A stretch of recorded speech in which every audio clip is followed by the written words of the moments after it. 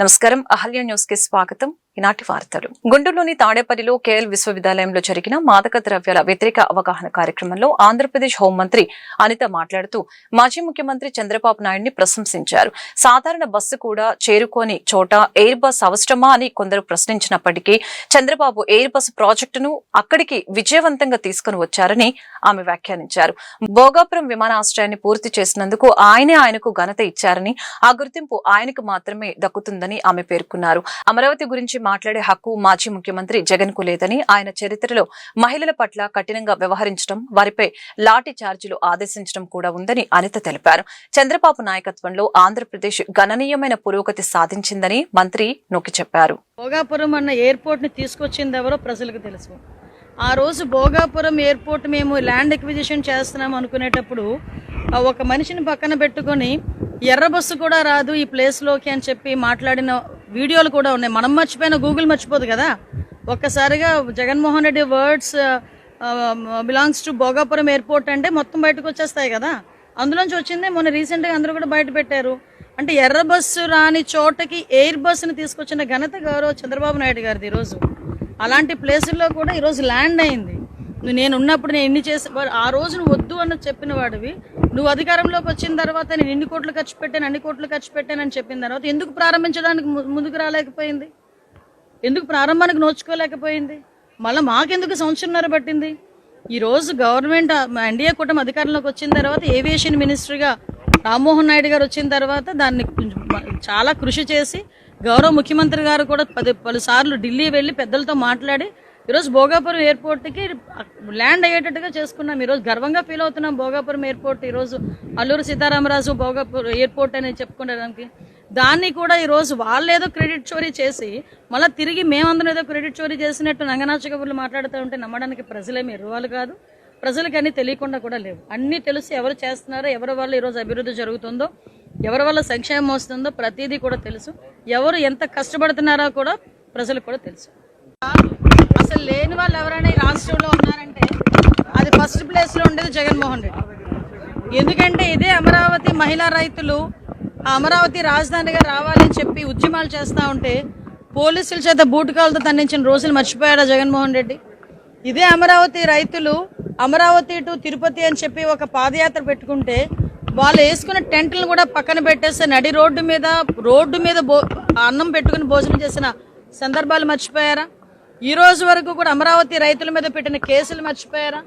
అమరావతి రైతులు ఆ రోజు గట్టిగా మాట్లాడారని చెప్పి ఎస్సీస్ మీద కూడా అట్రాసిటీ కేసులు పెట్టిన రోజులు మర్చిపోయాడా జగన్మోహన్ రెడ్డి? అదే అమరావతి ఏ రకంగా ఉన్నదని చూడటానికి గౌరవ ముఖ్యమంత్రి గారు ఆ రోజు మాజీ ముఖ్యమంత్రి హోదాలో వెళ్తే, ప్రతిపక్ష నాయకుడు హోదాలో వెళ్తే ఆ బస్సు మీద రాళ్లు రువ్వించి దాన్ని భావస్వేచ్ఛ ప్రకటన అని చెప్పి మాట్లాడిన సందర్భాలు మర్చిపోయాడా జగన్మోహన్ రెడ్డి? ఈ రోజు అమరావతి మీద అంత ప్రేమ కురిపిస్తున్నారు. నేను ఒకటే కోరుకున్నా, ఈరోజు అమరావతి అభివృద్ధి జరగాలన్నా, ఆంధ్రప్రదేశ్ అభివృద్ధి జరగాలన్నా, పోలవరం నిర్మాణం పూర్తి అధికారం ఉందని అహంకారంతో భగవంతుడితో ఆటలాడినందుకే వైసీపీకి ఈ గతి పట్టిందని మంత్రి వాసంశెట్టి సుభాష్ అన్నారు. సినిమా సెట్టింగ్లతో భక్తి నాటకాలు ఆడించినందుకే 11 సీట్లకు పరిమితమయ్యారని దుయ్యపట్టారు. దేవుడిపై భక్తి లేకుండా ప్రవర్తిస్తే భారీ మూల్యం చెల్లించుకోక తప్పదని హెచ్చరించారు. టీటీడీపై కుట్రలు పన్నుతూ చిల్లర రాజకీయాలు చేస్తున్నారని ధ్వజమెత్తారు. భక్తులకు ఏ చిన్న అసౌకర్యం కలగకుండా చంద్రబాబు చర్యలు చేపట్టారని పేర్కొన్నారు. గత 5 సంవత్సరాలు వైసీపీ పాలనలో దేవుడంటే భయం భక్తి లేని వ్యక్తిని ప్రసాదం విషయానికి వస్తే అందులో కల్తీ నెయ్యి కలపటం, సిట్ అధికారులు అక్కడ బంగారం డబ్బు కూడా సీజ్ చేయడం తెలిసిందే. మరి మొన్న జగన్మోహన్ రెడ్డి మాట్లాడుతూ లడ్డు అంటారు, ఏయో మాట్లాడతారంట, లడ్డు అంటారు, గిడ్డు అంటారు, ఏం మాట్లాడుతున్నారని చెప్పి ఆయన మాట్లాడుతూ ఉన్నారు. ఆయనకి హిందువుల ప్రసాదం మీద ఆయనకి ఏ విధమైన నమ్మకాలు లేవు. ఆయన ఏదన్నా పండగ వచ్చినప్పుడు ఒక సెట్టింగ్ ఒకటి ఇంటి వెనక వేసుకుంటాడు, అంతేగాని గుళ్ళకి వెళ్ళిన దాఖలాలు ఎక్కడా లేవు. ఈ నటనలన్నీ ప్రజలు గమనిస్తా ఉన్నారు. మీరు ఆ వెంకటేశ్వర స్వామితో నిత్యం వేళకోళం వాడుతున్నారు కాబట్టే మీకు పంగనామాలు పెట్టి ప్రజలందరూ కూడా 11 సీట్లు ఇచ్చారు. మీకు ఇంకా బుద్ధి రాకుండా దొంగేడుపులు ఏడుస్తా ఉన్నారు. ఉత్తర ద్వార దర్శనం ప్రశాంతమైన వాతావరణంలో జరిగితే మీరు విష ప్రచారం చేస్తా ఉన్నారు. ఇవన్నీ కూడా మీ చిల్లర రాజకీయాలకి దేవుడిని అడ్డు పెట్టుకోవటం అనేది అత్యంత సిగ్గుపడవలసిన పరిస్థితి. చిత్తశుద్ధి లేకుండా దేవుడి మీద భయం గాని భక్తి గాని లేకుండా మీరు ప్రవర్తిస్తా ఉన్నారు. ఖచ్చితంగా మీరు మూల్యం చెల్లించుకోక తప్పదు. ప్రపంచంలో అభివృద్ధి అనేక నగరాలు నదులు ఒడ్డున ఉన్నాయని మంత్రి నారాయణ అన్నారు. రివర్ బెడ్కి రివర్ బేసిన్ కు తేడాను జగన్ తెలుసుకోవాలని మంత్రి సూచించారు. హైదరాబాద్ సచివాలయంతో పోల్చి అమరావతిని విమర్శించడం సరికాదని స్పష్టం చేశారు. అమరావతిలో శాఖాధిపతులు వారి సిబ్బంది ఒకే చోట ఉంటారని తెలిపారు. చంద్రబాబు దూరదృష్టితో అమరావతిని నిర్మిస్తున్నారని మంత్రి నారాయణ వెల్లడించారు. గత ప్రభుత్వం 3 ముక్కలు ఆటాడి, గత ప్రభుత్వం అంతకుముందు అంటే 14-19లో అమరావతి రాజధాని 30,000 ఎకరాలు కావాలని స్వయంగా జగన్మోహన్ రెడ్డి గారు చెప్పి మళ్ళా ప్రభుత్వం మారంగానే అమరావతి 3 ప్రాంతాలని 3 ముక్కలు ఆటాడారు. 14-19లో ముఖ్యమంత్రి గారు ఏదైతే మాటిచ్చారో ఒక ఇంటర్నేషనల్ లెవెల్లో ప్రపంచంలో టాప్ 5 రాజధానిలో ఒక రాజధాని కడతామని, ఆ విధంగా ఈరోజు రోడ్లు 9 వరుసలు 12 వరుసలు. రివర్ బేసిన్ కి తేడా తెలీదు. రివర్ బెడ్ లో కడుతున్నాం అన్నారు. కట్టేది రివర్ బెడ్ లో కాదండి. రివర్ బెడ్ అంటే ఆ వాటర్ ఫ్లో అయ్యేది. రివర్ బేసిన్ అంటే దాంట్లో వాటర్ ఏదైతే వస్తుందో ఆ ఏరియా అంతా. రివర్స్ పక్కన గానీ సముద్రాల పక్కన గానీ కట్టేయన్నీ రివర్ బేసిన్ లో ఉంటాయి. అమరావతి క్యాపిటల్ సిటీలో కట్టేది హైదరాబాద్ తో పోలుస్తున్నారు. హైదరాబాద్ లో ఉండేది సీఎం, మినిస్టర్లు, సెక్రటరియట్స్. అమరావతిలో కట్టే యొక్క సెక్రటరియట్ లో కేవలం మినిస్టర్లు, సెక్రటరియట్లు కాదు, వాళ్ళ కిందుండే కమిషనర్లు, డైరెక్టర్లు, వాళ్ళ కిందుండే స్టాఫ్, డిఫరెంట్ కార్పొరేషన్స్ మొత్తం ఒకే ప్లేస్కి తీసుకొస్తే ప్రజలకి పరిపాలన సులభంగా ఉంటుంది. మాదైతే వెరీ క్లియర్. అమరావతి రాజధాని 3 సంవత్సరాల్లో పూర్తిగా అయిపోద్ది. అమరావతి క్యాపిటల్ సిటీ ఫస్ట్ 217 చదరపు కిలోమీటర్లు పెట్టామండి. దానికి యాక్చువల్గా ఏంటంటే ఏదైతే ఇంటర్నేషనల్ స్పోర్ట్స్ సిటీ కావచ్చు, ఇంటర్నేషనల్ ఎయిర్పోర్ట్ కావచ్చు, తర్వాత స్మార్ట్ ఇండస్ట్రీస్ కావచ్చు, వాటి కోసం తీసుకునే ఏరియాతో క్యాపిటల్ సిటీ. మానవతా దృక్పథంతో వైద్యులు ప్రజాసేవ చేయాలని డిప్యూటీ సీఎం పవన్ కళ్యాణ్ సూచించారు. డాక్టర్లు ఎంత బిజీగా ఉన్నా నెలలో ఒకసారైనా గిరిజన ప్రాంతాలు, పల్లెలకు వెళ్లి పేదలకు వైద్య సేవలు అందించాలని కోరారు. చదువుకున్న వాళ్లంతా కులమతాలకు అతీతంగా ఆలోచించాలని తెలిపారు. కాకినాడ రంగరాయ్ వైద్య కళాశాల పూర్వ విద్యార్థుల సమ్మేళనానికి పవన్ ముఖ్య అతిథిగా హాజరయ్యారు. రామ్ కోసలో ఆధునీకరణ పనులకు శంకుస్థాపన చేసిన అనంతరం వైద్యులతో ముఖాముఖి నిర్వహించారు. కళాశాల అభివృద్ధికి పూర్వ విద్యార్థులు ఎంతో కృషి చేస్తున్నారంటూ పవన్ ప్రశంసలు కురిపించారు. మెడికల్ కాలేజ్ కాకినాడకి ఒక మూల స్తంభం, ఒక ల్యాండ్ మార్క్ అండ్ గర్వకారణం. ఈ క్యాంపస్ నుంచి బయటకు వెళ్లే ప్రతి విద్యార్థి నుంచి డాక్టర్గా మాత్రమే కాదు, మంచి మనిషిగా కూడా నిలవాలన్నదే ఈ కళాశాల తాలూకు మూల లక్ష్యం. ఎక్కడో చదువుకొని వెళ్ళిపోయి తిరిగి మా కాలేజీకి మేము ఏం చేసుకోవాలి అన్న ఉద్దేశంతో ఇక్కడికి రంగరాయ కాలేజ్ ఫార్మర్ స్టూడెంట్స్ అందరూ, పూర్వ విద్యార్థులందరూ ఈరోజు మన ముందుకొచ్చి 10 కోట్ల 11 లక్షల వ్యయంతో నిర్మించబోయే ఈ భవనంలో బయోకెమిస్ట్రీ విభాగం, పరిపాలనా కార్యాలయాలు, లెక్చర్ హాళ్లు, నర్సింగ్ ల్యాబ్స్ వంటి ఆధునిక సదుపాయాల్లోనే ఏర్పాటు చేస్తున్నారంటే వాళ్ళ కమిట్మెంట్ వాళ్ళ కోసం కాదు, మేము చదువుకొని వెళ్ళిపోయాం, భావితరాలకి మేము చెయ్యాలి ఏదో ఒకటి అని చెప్పేసి. సో అది మీకోసం చేస్తున్నట్టు, అది మీ భవిష్యత్తు కోసం చేస్తున్నారు. అంటే మిమ్మల్ని చూడగానే ప్రతి ఒక్కరికి రంగరాయ అంటే ఒక వన్స్ రంగరాయన్ ఎప్పటికీ రంగరాయన్ అనడానికి ఎంత గర్వం, ఎంత తమిళ్లో రొమ్మ పెరుమయ సుల్లువాంగ అంటే చాలా గర్వంగా చెప్పుకుంటారు. అండ్ అలాంటిది ప్రతి కాలేజీ కనుక ఇలాంటి పూర్వ విద్యార్థులు కనుక చేస్తే ఏ కాలేజీలు కూడా ప్రైవేట్ పరం చేయాల్సిన అవసరం రాదు. మీ కృషి రాబోయే తరాలకి స్ఫూర్తిగా నిలుస్తుంది. ప్రభుత్వం, కళాశాల, పూర్వ విద్యార్థులు కలిసి పనిచేస్తే అది ఒక రంగరాయ మెడికల్ కళాశాల మరింత ముందుకెళ్ళడం. కానీ ఇది ఇన్స్పిరేషన్ ప్రతి రాష్ట్రంలోని ప్రతి మెడికల్ కళాశాల తీసుకెళ్తుంది. ఈ రాంకోసా బృందానికి ఒక విజ్ఞప్తి, గ్రామీణ ముఖ్యంగా గిరిజన ప్రాంతాల్లో స్పెషలిస్టుల వైద్యులు కొడుతుంది. అంటే ప్రభుత్వం ఎంతో పెట్టుబడి పెడుతుంది. డాక్టర్స్, ఒక డాక్టర్ తయారవడానికి చాలా పెట్టుబడి పెడతారు ప్రభుత్వం. నేను కూడా పాలిటిక్స్ రావడానికి అగైన్ సరదాగా I felt it is my social commitment, I felt it is my social responsibility, it is my way of saying that I'll stand for future generations. ఎందుకంటే భగవంతుడు మనకి పేరిచ్చి ప్రఖ్యాతులు ఇచ్చి డబ్బు ఇచ్చిన తర్వాత ధైర్యం లేకపోతే, కమిట్మెంట్ లేకపోతే ముందుకెళ్ళాం. సో పూర్వ విద్యార్థులు ఇలాంటి పెద్దలందరినీ చూసి నేను కూడా మనం ఏం చేయగలం అనుకున్నాను. సో నేను కోరుకుంటుంది ప్రభుత్వ కళాశాల చదువుకున్న డాక్టర్స్ అందరికీ కూడా ప్రత్యేకించి, it's not just about Kakinada Rangaraya college, వైద్యులుగా మీరు వన్స్ గ్రాడ్యుయేట్ అయ్యి మీరు ఎంత బిజీ అయినప్పటికీ కూడా కనీసం నెలలో మన దేశం కోసం ఒక్కరోజైనా సరే గ్రామీణ గిరిజన ప్రాంతాలకు వెళ్ళి ఎవరికైతే వైద్యం అందదో వారికి వైద్య సేవలు అవగాహన శిబిరాలు నిర్వహించాలని నేను మనస్ఫూర్తిగా అభ్యర్థిస్తున్నాను. నేను మొన్న మధ్యన అరకు పర్యటనకి వెళ్ళినప్పుడు అక్కడ మహిళలు వాళ్ళు కూర్చొని అడిగింది, మాకు సికిల్ సెల్ ఎనీమియాతో బాధపడతామని గమనించాం.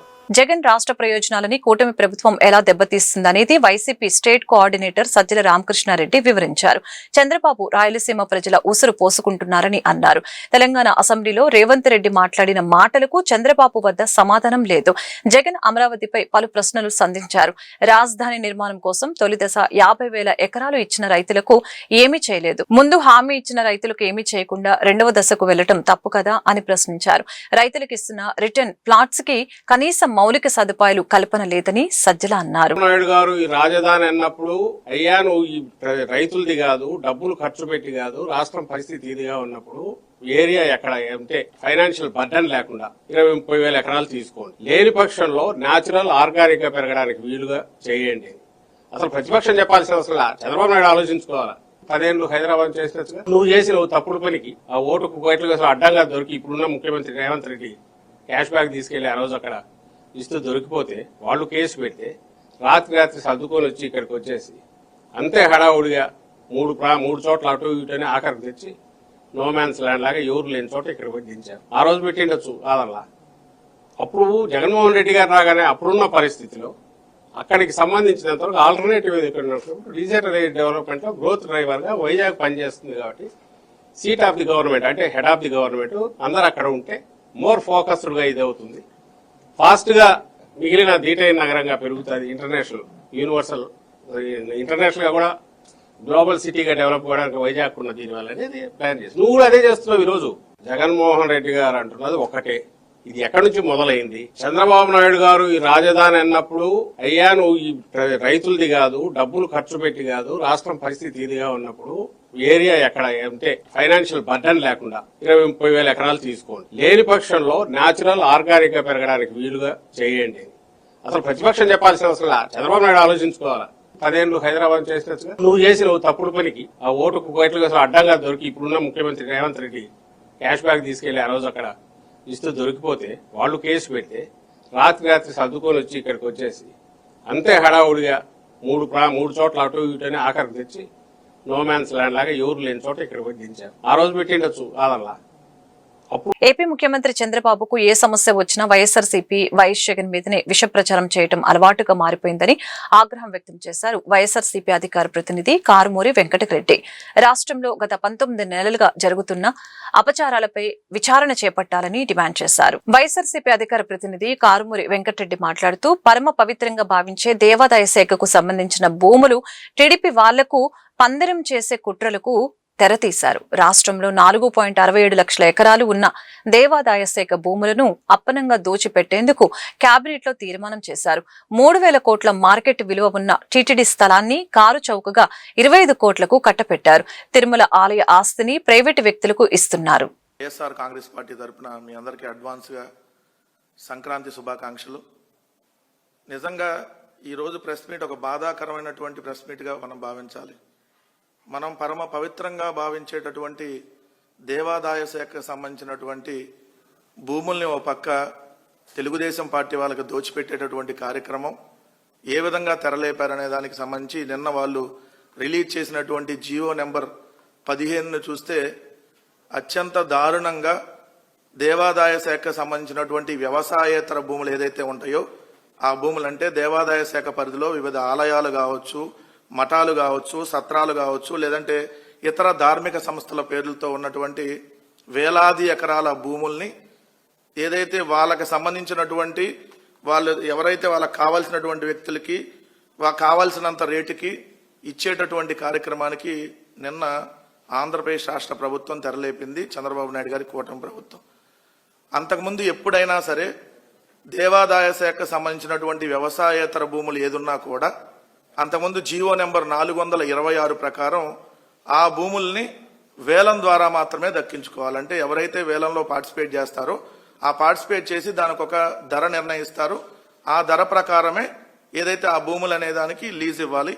కానీ ఇప్పుడు ఒక సింగిల్ దరఖాస్తు ఎవరు చేసుకున్నా అక్కడ ఉన్నటువంటి అధికారులు వాళ్ళకి నచ్చినటువంటి రేటుకి నచ్చినటువంటి వ్యక్తులకి కట్టబెట్టేటటువంటి కార్యక్రమానికి నిన్న తెరలేపారు.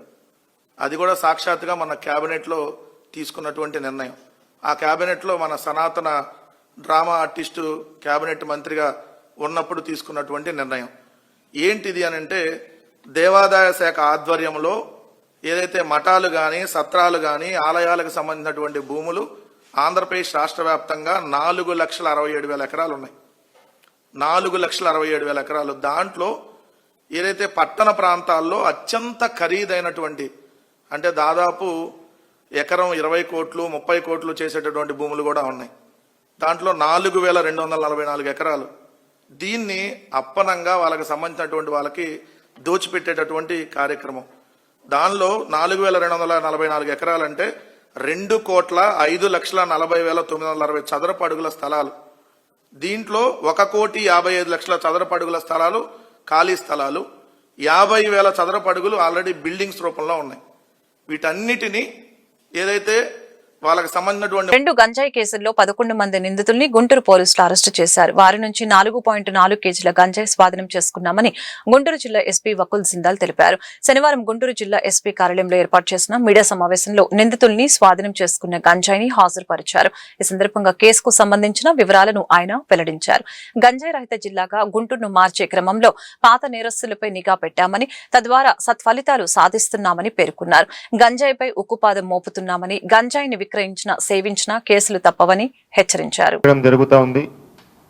సో గాంజా ఎవరెవరు అమ్ముతున్నారు, ఎవరెవరు కన్జ్యూమ్ చేస్తున్నారు, ఎవరెవరు తీసుకువస్తున్నారు అన్ని దాని మీద పూర్తిగా ఇన్ఫర్మేషన్ కలెక్ట్ చేసి 1 by 1 అందరినీ అరెస్ట్ చేయడం జరుగుతూ ఉంది. అందరినీ లోపలికి పంపించడం జరుగుతూ ఉంది. అదే క్రమంలో నగరంపాలెం పోలీస్ స్టేషన్లో నిన్న 2 కేసులు నమోదు అయ్యాయి. సో ఒకటి క్రైమ్ నెంబర్ 10/25లో 1.2 kgs గాంజా 6 దగ్గర నుంచి సీజ్ చేయడం జరిగింది. దాంట్లో మెయిన్ ముద్దాయి హేమా సాయి చంద్ అలియాస్ చందు, అతను గుమ్మా సాయి అనే అతని దగ్గర నుంచి గంజాయి అమ్మడానికి తీసుకున్నాడు. ఆ గుమ్మా సాయి అనే అతను ఆల్రెడీ వేరే కేసులో గంజాయి కేసులో రిమాండ్లో ఉన్నాడు. ఆ గుమ్మా సాయి అనే అతను ఒడిశా నుంచి గాంజా తీసుకురావడం జరిగింది. నిన్న ఈ హేమ సాయి చంద్ ఈ గాంజా అమ్మేటప్పుడు మన వాళ్ళు రేడ్ చేసి వాళ్ళని పట్టుకోవడం జరిగింది. ఈ కేసులో మొత్తం 8 మంది అక్యూజ్డ్, దాంట్లో 6 అరెస్ట్ చేయడం జరిగింది. ఇంకా 2 అరెస్ట్ చేయాల్సి ఉంది. అదేవిధంగా క్రైమ్ నెంబర్ 10/25 ఈ కేసులో 3.2 kgs గాంజా సీజ్ చేయడం జరిగింది. దీంట్లో మొత్తం 11 మంది ముద్దాయిలు, దాంట్లో 5 మందిని నిన్న అరెస్ట్ చేయడం జరిగింది. దాంట్లో ముద్దాయిలు ఇంతకు ముందు కూడా NDPS కేసెస్ ఉన్నవాళ్ళు. 5 మందిలో A1 పాలేటి సల్మాన్ రాజు, ఇతని మీద ఆల్రెడీ ఎక్సైజ్ PS లో గాంజా కేసు ఉంది. A2 హేమంత్ రాజు, అతని మీద పెదకకాని PS లో గాంజా కేసు ఉంది. శుంకర వంశీకృష్ణ, అతని మీద నగరంపాలెం పోలీస్ స్టేషన్లోనే ఇంతకు ముందు గాంజా కేసు ఉంది. రఘురామ్ అనే అతని మీద పట్టాభిపురం PS లో గాంజా కేసు ఉంది.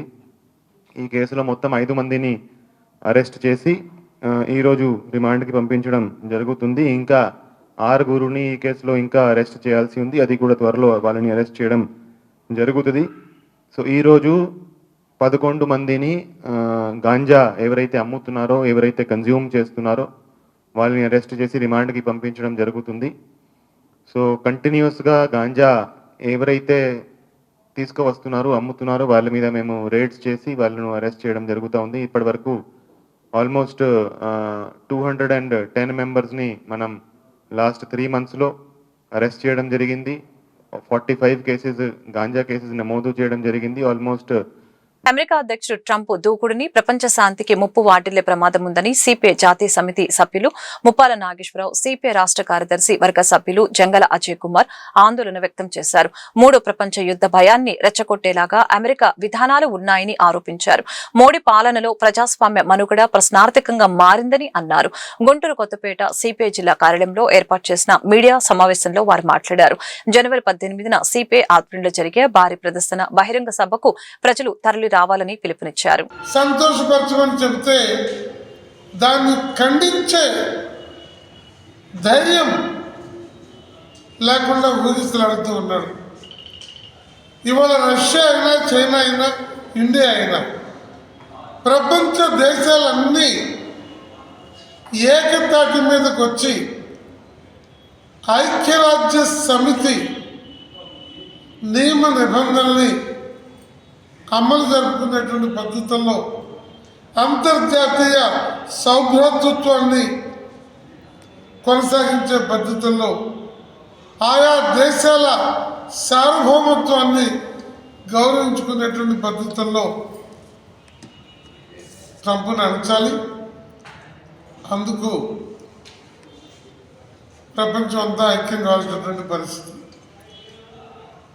రెండో అంశం, భారతదేశంలో ప్రజాస్వామ్యం మనగలుగుతుందా?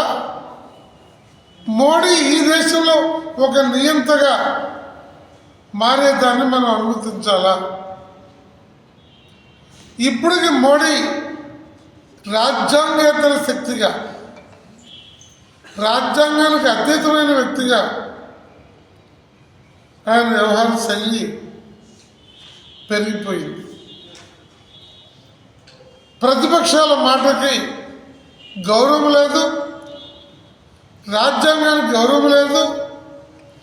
సాక్షాత్తు ఒక గిరిజన మహిళని ఇప్పుడు దేశాధ్యక్షురాలుగా నియమించానని చెప్పి, అవకాశం కల్పించానని చెప్పి మోడీ దేశాధినేతని పార్లమెంటు భవన ప్రారంభోత్సవానికి పిలవకపోవడం, బీజేపీ అనేటటువంటి కంపెనీకి బ్రాంచ్ ఆఫీసుల్లాగా ఈ ప్రభుత్వాలు కొనసాగుతూ ఉన్నాయి తప్ప మరొక రకంగా లేదు. ముఖ్యంగా ఎన్డీఏ పేరుతోటి ఈ రాష్ట్రంలో అధికారంలో ఉన్నటువంటి చంద్రబాబు గారి ప్రభుత్వం ముఖ్యంగా పీపీపీ అనేటటువంటి పేరుతోటి పబ్లిక్ ప్రైవేట్ పార్ట్నర్షిప్ అని తెలియజేస్తూ ఇవాళ మొత్తం వైద్య రంగాన్ని, వైద్య విద్యని ప్రజలకు అందుబాటులో లేకుండా చేస్తున్నటువంటి దుర్మార్గానికి పూనుకుంటూ ఉంది.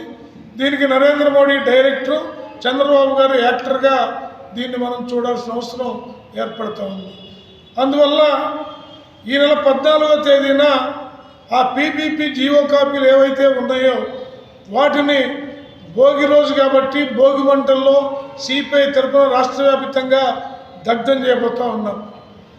అలాగే ఈ రాష్ట్రంలో ఉన్నటువంటి పేదలు, అట్టడుగు వర్గాల ప్రజలు తమ హక్కుల కోసం పోరాడుతూ ఉంటే వాళ్ళపైన కేసులు బనాయించడం, జైలులో పెట్టడం, ఇలాంటివన్నీ కూడా నిర్బంధకాండ కొనసాగుతూ ఉంది. ఈ నిర్బంధకాండకు వ్యతిరేకంగా ఈ నెల 18వ తేదీ ఖమ్మంలో జరిగే భారీ బహిరంగ సభ తర్వాత శతవసంతాల ముగింపు సభ 100 సంవత్సరాలు అయిన సందర్భంగా డిసెంబర్ 26న మరి 100 సంవత్సరాలు అయిపోయి 101వ సంవత్సరాలకి అడుగు పెడతా ఉన్నాం.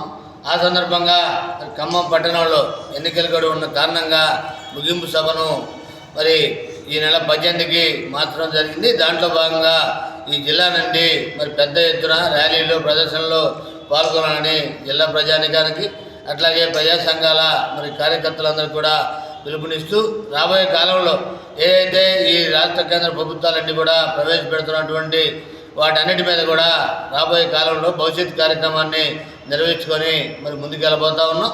దాంట్లో ఏదైతే 18వ తారీఖున ప్రదర్శన బహిరంగ సభలో పెద్ద ఎత్తున మరి రాష్ట్ర నాయకత్వమే కాకుండా జాతీయ నాయకత్వం అంతా కూడా పాల్గొనవుతూ ఉన్నారు. దాంట్లో మరి నిర్ణయాలు చేసుకొని పార్టీని ముందుకు తీసుకెళ్లే దాంట్లో మరి వెళ్తామని ఇప్పటికే భారత కమ్యూనిస్ట్ పార్టీ 100 ఏళ్ల చరిత్రలో అనేక సంస్కరణలకి రాష్ట్ర వ్యాప్తంగా వైసీపీని సంస్థాగత నిర్మాణం చేయాలని వైఎస్ జగన్ ఆదేశించారని వైసీపీ నేత మాజీ మంత్రి అంబటి రాంబాబు అన్నారు. రానున్న 45 రోజుల్లో సంస్థాగత నిర్మాణం పూర్తవుతుందని చెప్పారు. మాజీ ఎమ్మెల్యే సుధాకర్ బాబుకు సంస్థాగత నిర్మాణం బాధ్యతలు అప్పగించారని అన్నారు. వైఎస్ జగన్ ఎక్కడకు వెళ్లినా ప్రజలు లక్షలాది మంది వస్తున్నారని అంబటి తెలిపారు. సుధాకర్ బాబు మాట్లాడుతూ నేడు గుంటూరు జిల్లాలోని 7 అసెంబ్లీ నియోజకవర్గాల సమావేశం జరిగిందని, వైసీపీ పార్టీ స్థాపించిన మొదలుకొని పార్టీ సంస్థాగత నిర్మాణం కోసం పని చేస్తున్నామని అన్నారు. గ్రామ స్థాయిలోకి వెళ్లి వైసీపీ పనిచేస్తుందని, ఒక మహాయజ్ఞంతో ఈ కార్యక్రమం చేపట్టామని అన్నారు. వైఎస్ జగన్ ఒకరితో ప్రారంభించిన పార్టీ వేలాదిగా, లక్షలాదిగా, కోట్లాదిగా మారిందని సుధాకర్ బాబు పేర్కొన్నారు. ఈ 7 నియోజకవర్గాలకి ఇన్ఛార్జీలుగా వేసేటటువంటి ప్రయత్నం కూడా చేస్తాం.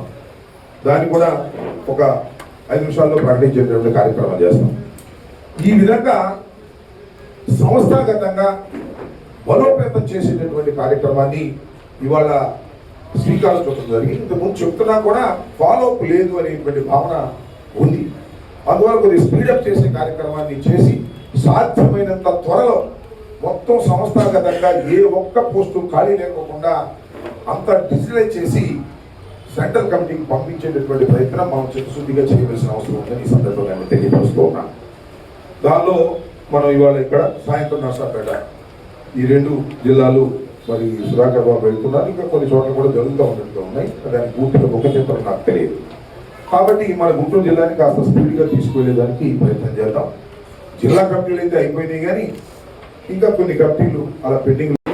పార్లమెంటు పరిశీలకులు, పార్లమెంటు కోఆర్డినేటర్, రాష్ట్ర కార్యదర్శి సమన్వయం చేసేవాళ్ళు, రాష్ట్ర కార్యదర్శి పార్లమెంటుకు సంబంధించిన వారు, జిల్లా ఉపాధ్యక్షులు, అసెంబ్లీ ఎమ్మెల్యేలకి ఇన్ఛార్జ్, జిల్లా ప్రధాన కార్యదర్శులు, జిల్లా సంస్థాగత కార్యదర్శి, జిల్లా కార్యకలాపాల కార్యదర్శి, జిల్లా అనుబంధ విభాగాల అధ్యక్షులు, జిల్లా పార్టీ ఆఫీస్ మేనేజర్లు, జిల్లా మీడియా ఇన్ఛార్జి, పిఏసీ మెంబర్లు, సిఈసి మెంబర్లు, SEC members, state affiliated reason సంబంధించినటువంటి ఎవరైనా ఉంటే క్వశ్చన్స్ వాళ్ళు.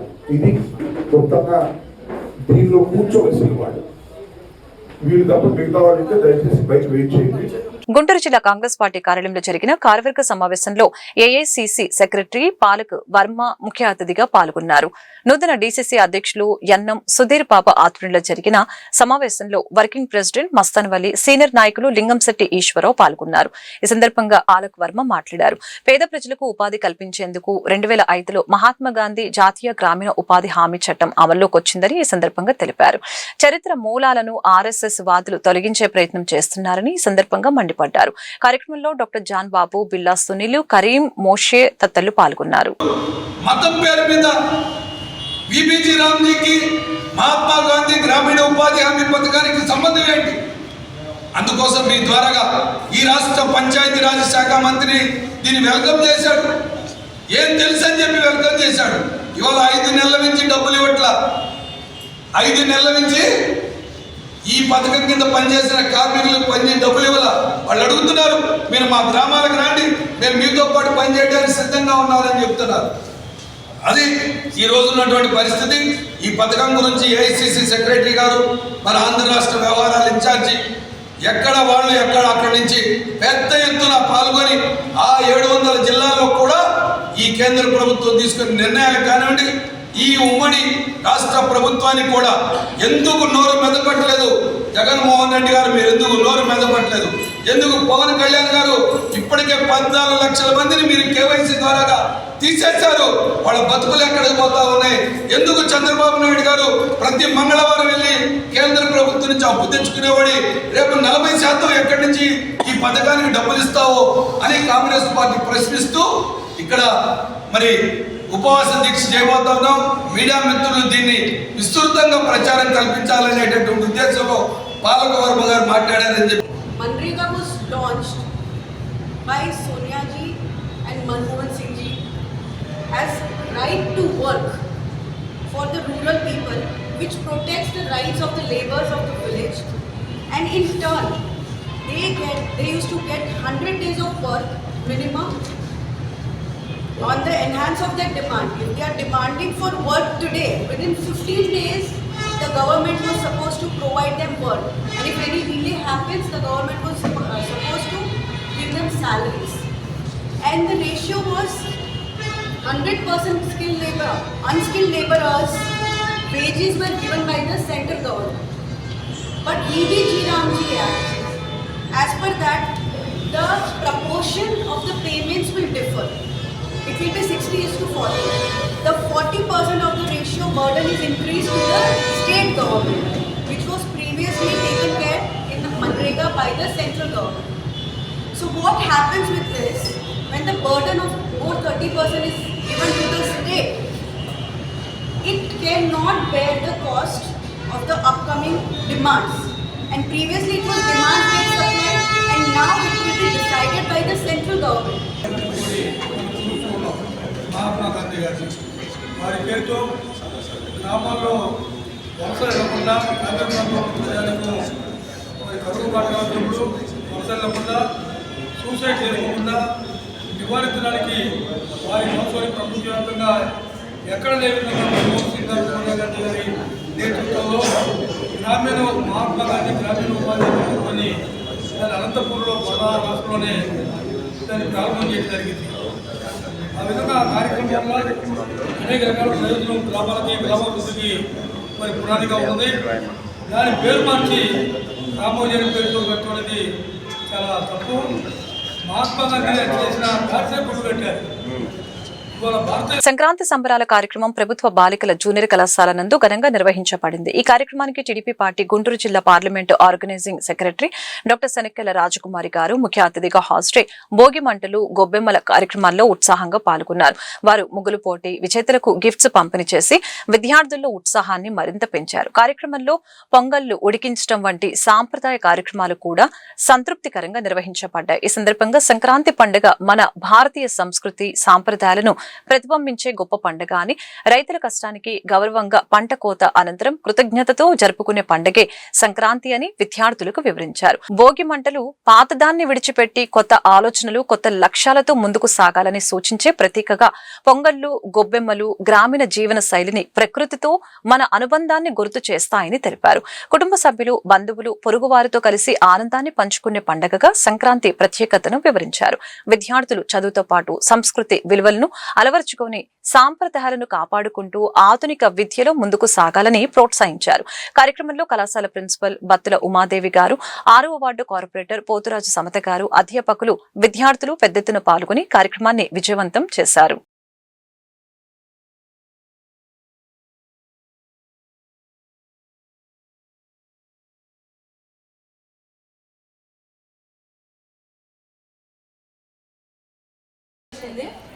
మీ అందరూ చాలా బాగా రెడీ అయ్యారు.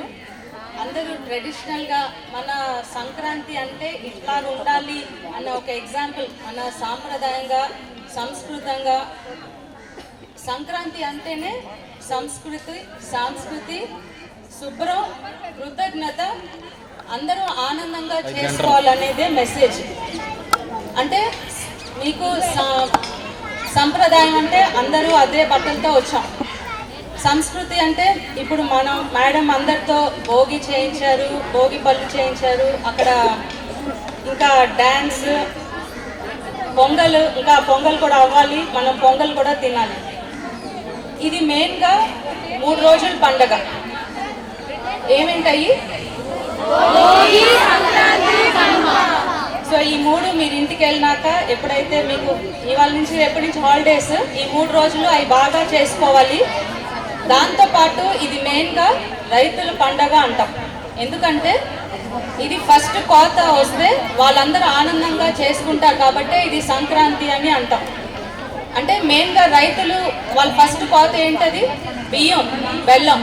అందుకనే మనకి పిండి వంటలు ఏం చేస్తాం ఇంట్లో? అరిసెలు, పొంగల్, చక్కెర పొంగల్ ఇవి చేసుకుంటాం. ఇక్కడ సార్ కూడా ఒక మంచి మెసేజ్ ఇచ్చారు, మీ అందరికీ రేపు రిజల్ట్ మహోత్సవం చేసుకుందామని. సో ఎట్లాగైతే రైతులు ఎంతో కష్టపడి వాళ్ళ కోత ఆనందంగా జరుపుకుంటారో, మీరు కూడా ఈ 2 years బాగా కష్టపడి చదువుకుంటే అలాగే మీ యొక్క రిజల్ట్ అద్భుతంగా ఉంటుందని అందరికీ విషెస్ చెప్తున్నా. సంప్రదాయం అంటే ఏంటి? మనం ఏమేమి వేస్తాం ఈ సంక్రాంతికి? ముగ్గులు వేస్తాం కదా, ఇక్కడ ముగ్గులు కూడా కనపడుతున్నాయి. గొబ్బెమ్మలు పెట్టారు, అది కనపడింది. భోగి మంటలు వేశారు. మీరు ఇంట్లో అరిసెలు, చక్కెర పొంగల్ అవి కూడా చేసుకుంటారు. ఇక్కడ 2 మిస్ అయినాయి, గంగిరెద్ది, హరిదాస్. సో అవి నెక్స్ట్ టైం పెట్టుకోవచ్చు, కానీ ఇది సంక్రాంతి పండుగ. ఇక్కడ ఒక చిన్న మెసేజ్ మనకి రాజకుమారి గారికి, టీచర్స్కి, పిల్లలకి అందరికీ కూడా నమస్కారాలు తెలియజేస్తున్నాను. ఈరోజు మార్నింగ్ నుంచి కూడా ఇక్కడికి వచ్చినప్పటి నుంచి కూడా చాలా ట్రెడిషనల్గా సంక్రాంతికి సంబంధించినవి అన్నీ కూడా ప్రిన్సిపాల్ మేడం చాలా చక్కగా జరిపించడం జరిగింది.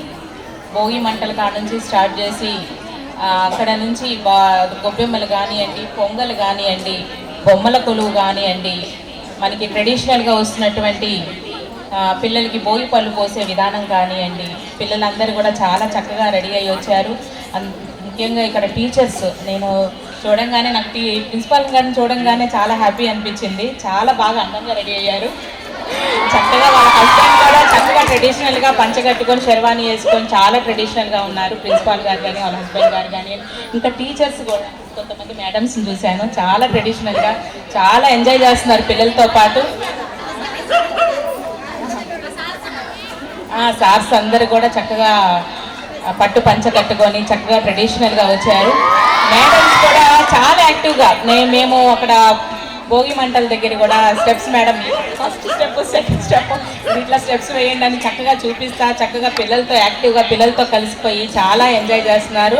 మమ్మల్ని ఇక్కడికి ఆహ్వానించినందుకు అందరికీ కూడా మా థ్యాంక్స్ చెప్తున్నాము. మేము చాలా ఎంజాయ్ చేసాం, రాజ్కుమారి గారు కానీ నేను కానీ బాగా ఎంజాయ్ చేసాం. సంక్రాంతి పండుగ ముందుగానే వచ్చినట్టుగా చాలా బాగా చేశారు.